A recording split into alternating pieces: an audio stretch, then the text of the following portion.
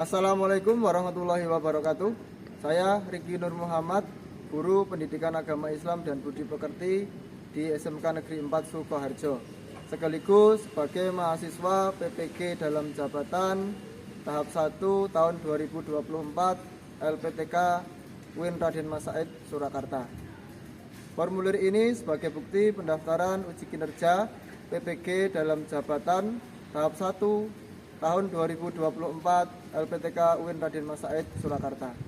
Hari ini tanggal 17 Oktober tahun 2024 saya akan melaksanakan uji kinerja praktek pembelajaran di kelas 11 dengan tema bukti beriman.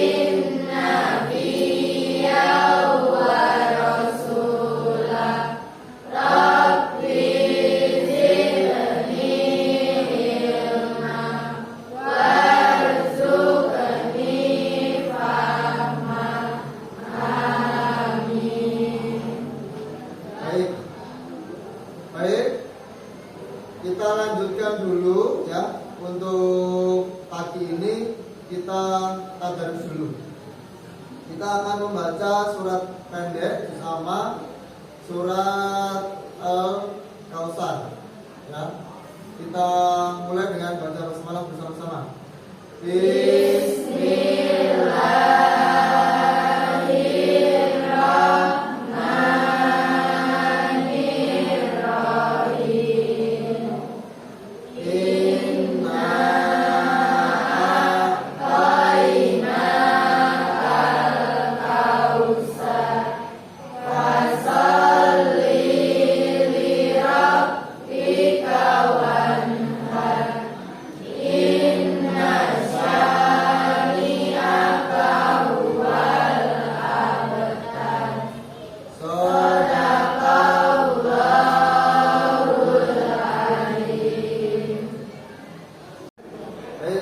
Alhamdulillah kita sudah selesai tadarus. Semoga dengan kita membiasakan membaca Quran setiap pagi bisa membuat kita lebih bisa memahami materi yang akan Pak Guru sampaikan di hari ini. Baik. Di pagi hari ini kalian kabarnya bagaimana? Alhamdulillah baik, Pak. Alhamdulillah. Berarti insya Allah dalam keadaan baik semua. Baik, untuk mengawali Pak Guru periksa untuk kehadirannya dulu. Mbak Amalia Solihah, Mbak Anastasia, Mbak Bunga, Mbak Dara, Mbak Sakit atau sakit? Mbak Nadia, sudah masuk? Sakit? Ada berapa siswa yang tidak masuk hari ini? Dua. Karena sakit semua? Oh, baik, semoga segera diberi kesembuhan dan bisa bergabung lagi dengan kita di kelas. Kita hari ini akan belajar bab baru. Tapi sebelum ke bab yang baru, Pak Guru pengen tanya, dari kalian ada nggak yang tahu atau masih ingat materi kita di pertemuan sebelumnya? Ada siapa yang tahu? Ya, Mbak Asri silakan.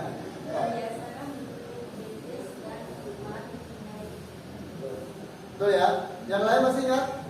Masih. Materi sebelumnya kita di bab 1 yaitu berpikir kritis dan mencintai teks. Nah, sekarang adalah bab 2. Bab 2 tentang bukti beriman. Nanti secara garis besar bukti beriman itu apa? Kita akan membahas tentang memenuhi janji, mensyukuri nikmat, memelihara lisan, dan menutup aib orang lain. Kemudian tujuan pembelajaran di hari ini adalah ini. Yang pertama, peserta didik dapat menjelaskan cabang iman, yaitu memenuhi janji, mensyukuri nikmat, memelihara lisan, menutup aib orang lain, melalui nanti pembelajaran DBL. DBL itu adalah pembelajaran yang sesuai dengan pemahaman materi. Ya. Nanti sebelum materi, Pak Guru akan menyampaikan soal pretest atau soal diagnostik yang akan memetakan kalian nanti akan masuk di kelompok yang mana. Nanti akan dikelompokkan sesuai dengan tingkat pemahaman kalian.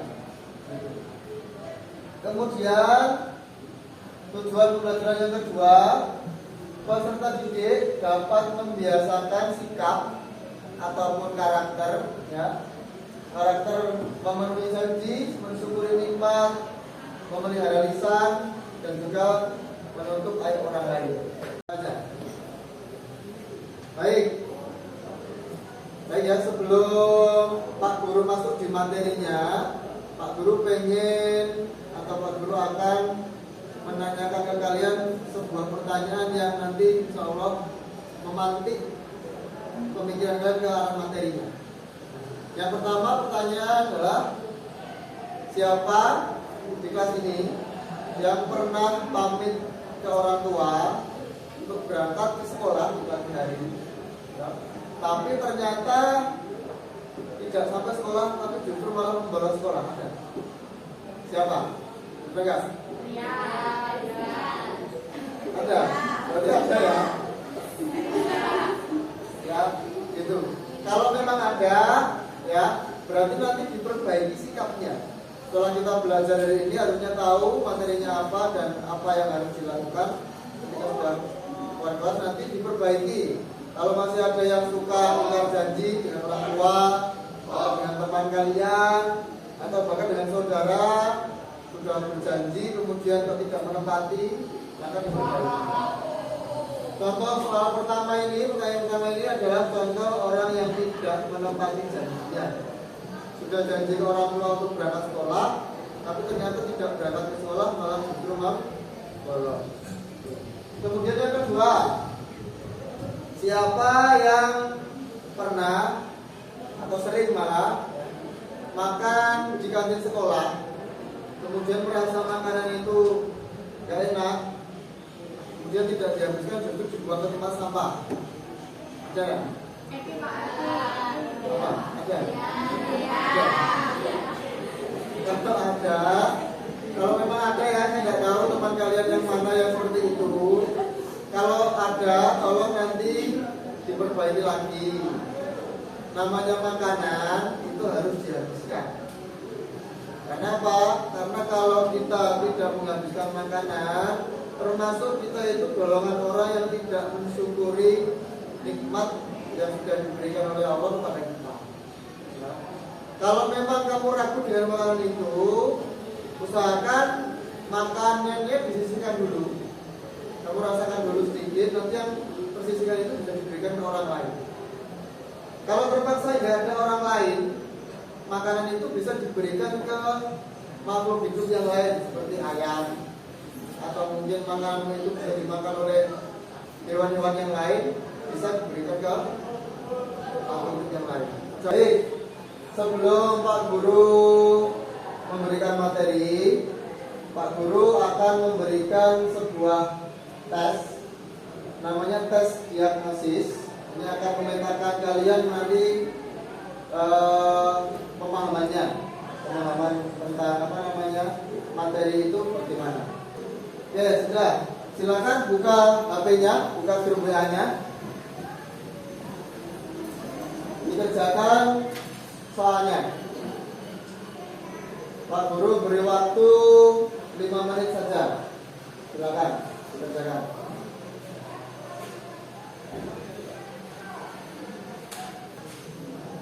Baik, cukup. Selesai semuanya?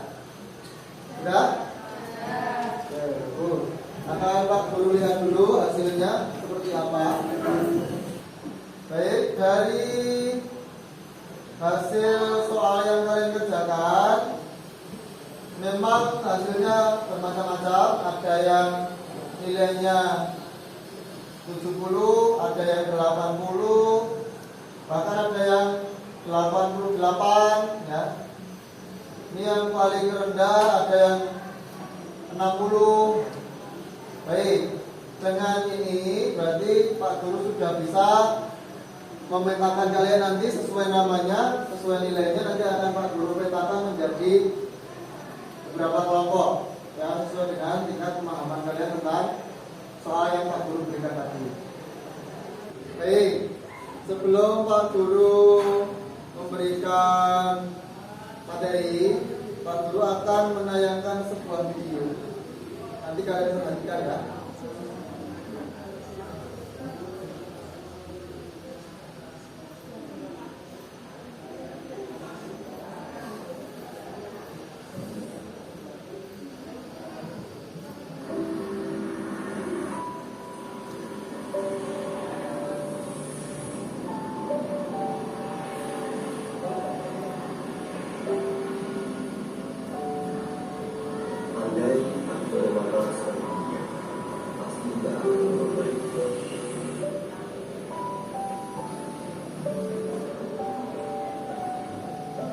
Jika aku bisa beli motor, aku tak perlu menaiki sepeda.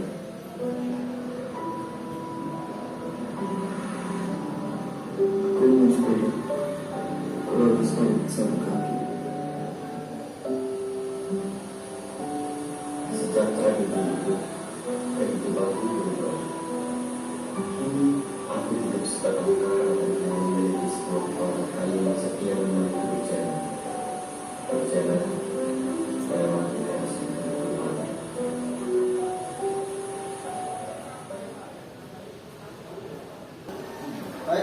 dari video yang Pak Guru tayangkan tadi, siapa yang tahu apa isi yang disampaikan di dalam video tadi? Angkat tangan. Saya Pak. Oke, Mbak Amalia silakan. Dalam video ini kita dapat mengambil pelajaran, yaitu harus bersyukur terhadap hidup yang kita miliki. Bisa jadi karena apa yang kita miliki sekarang bisa menjadi sesuatu yang diinginkan oleh orang lain. Baik, bagus. Kita beri applause dulu Mbak Amalia. Bagus ya. Benar seperti itu. Video yang Pak Guru tayangkan tadi berkaitan dengan materi kita, yaitu tentang mensyukuri nikmat. Ya. Jadi video tadi memberikan kita pelajaran bahwa kita harusnya bersyukur dengan apa yang telah kita miliki saat ini. Baik, Pak Guru hari ini akan menyampaikan materi tentang memelihara lisan. Bisa diperhatikan di depan. Memelihara lisan itu dapat diartikan atau dapat kita mengerti apa itu artinya. Itu berarti menjaga ucapan dan kata-kata yang keluar dari mulut kita agar tidak menyakiti orang lain. Harus baik, harus sopan, ya. Harus bisa lebih menghargai orang lain. Itu adalah contoh atau perilaku yang mencerminkan memelihara lisan. Baik, di materi yang kedua, tentang mensyukuri nikmat. Silakan salah satu pembaca, siapa? Saya Pak. Ya, silakan. Mensyukuri nikmat berarti mengakui dan menghargai segala bentuk karunia atau kebaikan yang telah diterima baik dari Allah maupun dari orang lain. Mensyukuri nikmat tidak hanya sekedar perasaan atau ucapan terima kasih, tetapi juga bisa diwujudkan melalui tindakan. Misalnya seseorang yang mensyukuri kesehatan, maka dia akan menjaga tubuhnya dengan baik dan melakukan gaya hidup sehat. Baik, terima kasih. Ini adalah pengertian dari mensyukuri nikmat itu apa. Kemudian ada juga contoh perbuatannya. Ya. Jadi mensyukuri nikmat itu yaitu mengakui dan menghargai segala bentuk ya, karunia atau kebaikan yang telah diterima. Ya. Apapun bentuknya, karunia Allah ataupun nikmat atau apa yang kita terima, kita mengakui dan menghargai itu. Ya. Kemudian setelah itu mewujudkan dalam bentuk perbuatan ataupun ucapan. Contohnya, seseorang yang mensyukuri kesehatan. Jadi orang itu sudah diberi sehat, akhirnya dia bersyukur dengan kesehatan yang dia punya, maka dia menerapkan gaya hidup sehat, makan makanan yang bergizi, berolahraga setiap hari, kemudian semakin hari semakin sehat cara dia berkehidupan, polanya seperti itu sampai seterusnya. Itu termasuk cara mensyukuri nikmat sehat yang telah diterima.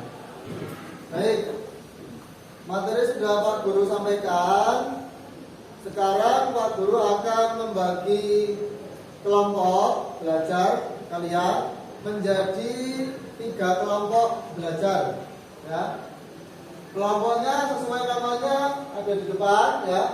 Mbak Amalia, Mbak Gita, Mbak Mutiara, Mbak Nadia di kelompok 1. Kelompok 2 Mbak Fitria, Mbak Silvi, Mbak Suris, Mbak Tina. Kelompok 3 Mbak Novia, Mbak Sofi, Mbak Tiara, Mbak Bunga. Ini kelompok itu bertiga. Nah tugasnya apa? Karena kita menerapkan pembelajaran diferensiasi, maka nanti kelompok 1, 2, dan 3 itu tugasnya berbeda-beda. Pak Guru kelompokkan seperti ini sesuai dengan tingkat pemahaman kalian. Materinya apa? Materi di kelompok 1 nanti menjelaskan kembali tentang pengertian bukti beriman tadi, pengertian memelihara lisan, bersyukur nikmat, kemudian memenuhi janji, kemudian menjaga atau menutup aib orang lain. Pengertiannya apa? Ditulis lagi. Kemudian diberi contoh perilakunya. Nah, contohnya bagaimana? Perilaku di lingkungan kita sehari-hari. Kelompok 2 tugasnya nanti adalah menganalisis dalil dari 4 subbab kita tadi. Dianalisis kemudian disampaikan apa yang disampaikan di dalil tersebut. Itu. Untuk yang kelompok 3 nanti akan Pak Guru berikan studi kasus. Nanti menyelesaikan studi kasus yang Pak Guru berikan. Silakan kalian menyesuaikan diri dengan kelompoknya masing-masing. Silakan berpindah tempat dulu. Baik, sudah sesuai kelompoknya masing-masing? Ya, baik. Pak Guru akan memberikan atau membagikan LKPD. Nanti silakan diisi sesuai dengan instruksi yang Pak Guru berikan tadi. Kemudian dikerjakan di kertas ini ya, di LKPD ini. Paham sampai sini? Baik, Pak Guru bagikan dulu ya.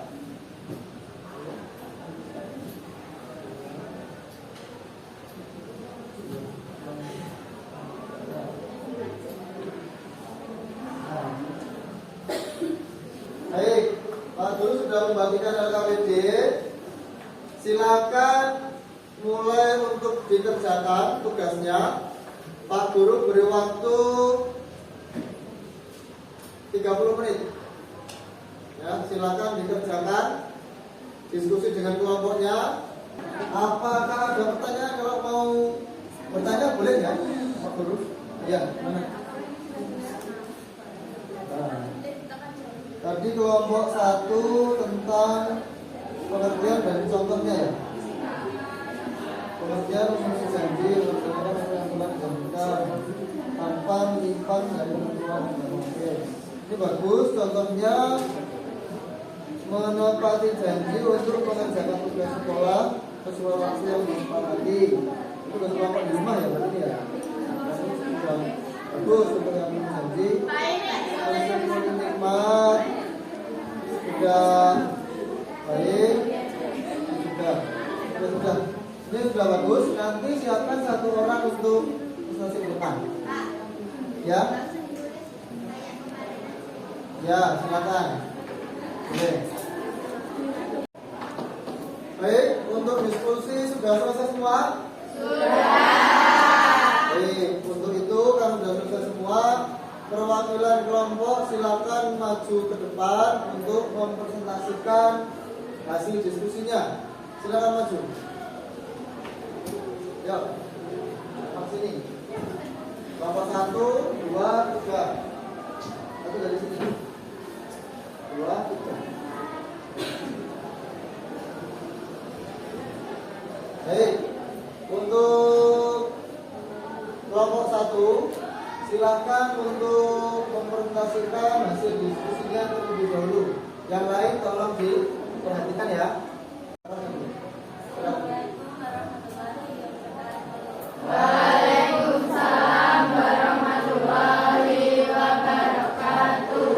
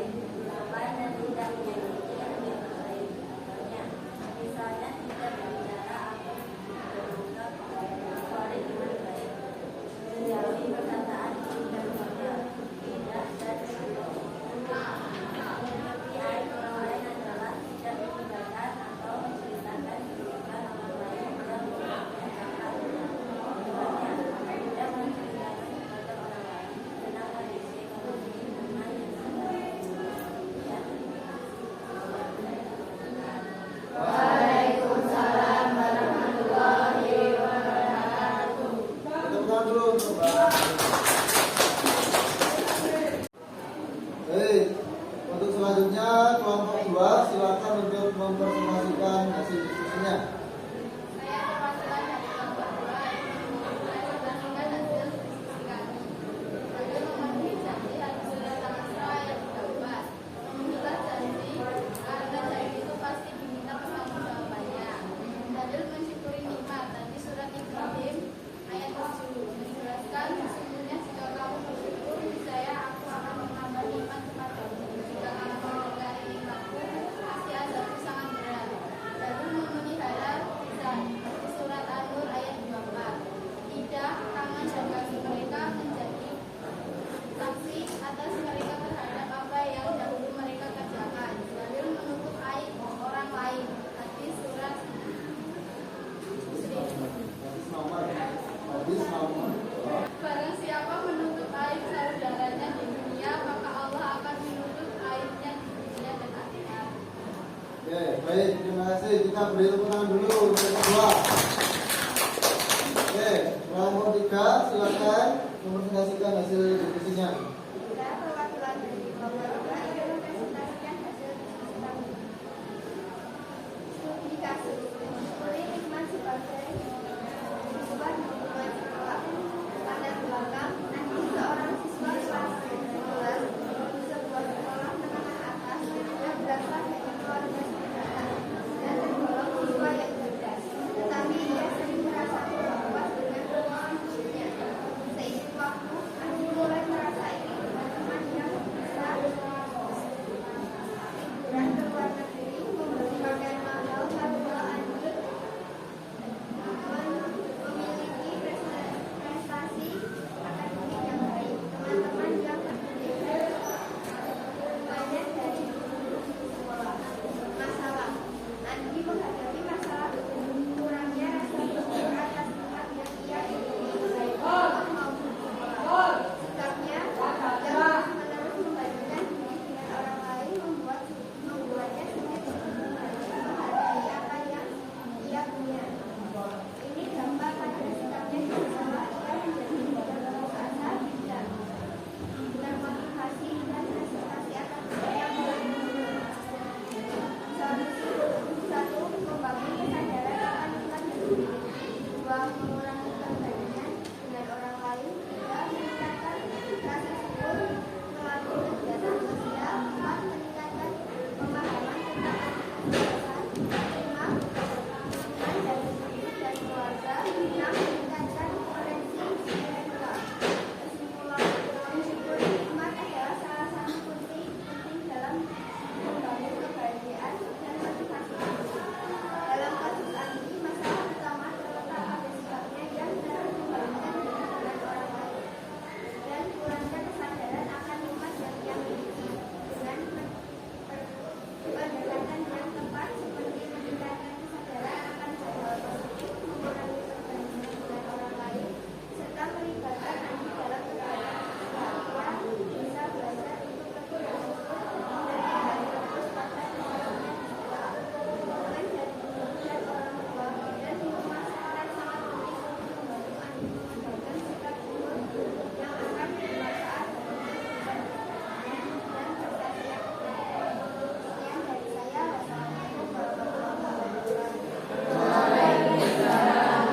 Kita beri tepuk tangan untuk tiga kelompok depan. Oke, kita dulu. Baik, semua kelompok sudah mempresentasikan hasil diskusinya. Dari paparan yang disampaikan oleh kelompok yang di depan, apakah ada yang mau memberikan masukan atau saran pada kelompok yang di depan?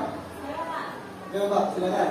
Saran untuk kelompok yang di depan supaya membantu materinya lebih berjelasan. Oke, gitu ya. Ya, terima kasih. Nanti untuk hari-hari berikutnya ketika presentasi, nanti mungkin lebih didalami lagi materinya ketika menyampaikan itu lebih depan. Gitu ya. Untuk kelompok depan sudah bagus, sudah cukup menyampaikan apa yang didiskusikan. Maka bisa dikatakan kelompok di depan ini menyampaikan materi sudah bagus. Ya. Kita beri tepuk tangan dulu lagi untuk untuk kembali ke tempat masing-masing. Baik,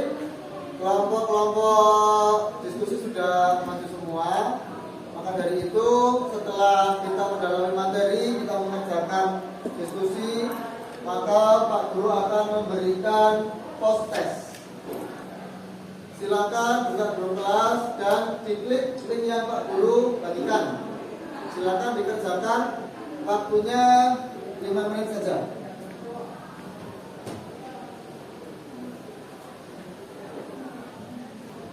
Ya, baik. Sudah selesai semua ya?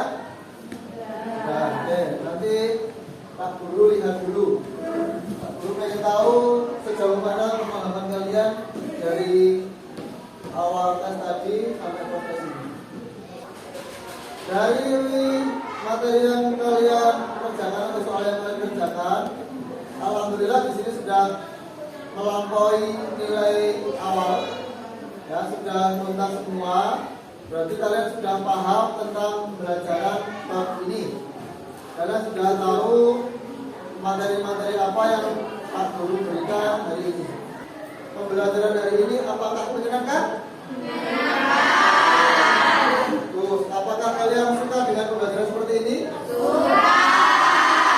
Terus, oke, itu refleksi kita. Berarti untuk kedepan lagi kita akan tingkatkan lagi pembelajaran yang seperti ini, insya Allah. Baik, untuk mengakhiri pelajaran kita hari ini, sebelumnya kita bersama untuk menyimpulkan kesimpulan pembelajaran hari ini.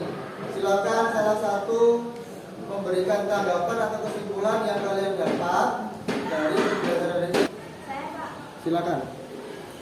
Kesimpulan pembelajaran hari ini bahwa tanda-tanda seseorang yang beriman adalah orang yang senantiasa memenuhi janji yang telah disepakati, mensyukuri nikmat yang telah diterima, memelihara lisan dari perkataan yang buruk, serta mampu menutupi aib orang lain. Baik, apa yang dipaparkan atau disimpulkan oleh Mbak Sulis bagus. Berarti Mbak Sulis sudah mampu memahami pelajaran hari ini. Dan insya Allah yang lain juga sama, sudah memahami karena sudah dites tadi, tesnya bagus. Pak Guru tegaskan sekali lagi bahwa tanda-tanda orang beriman, memiliki iman, itu yang pertama yaitu pandai atau selalu menepati janjinya. Yang kedua, selalu mensyukuri nikmat yang telah dia terima. Kemudian yang ketiga, pandai untuk menjaga lisannya supaya tidak menyakiti orang lain. Yang keempat, yaitu dia pinter atau pandai juga untuk menutupi aib saudara-saudaranya, teman-temannya, atau siapapun orang lain itu. Seperti itu kesimpulan hari ini ya. Oke, hari ini pembelajaran sampai di sini dulu. Kita lanjutkan di pertemuan berikutnya. Semoga nanti bertemu lagi di minggu depan. Akhirnya Pak Guru akhiri. Assalamualaikum warahmatullahi wabarakatuh. Waalaikumsalam warahmatullahi wabarakatuh.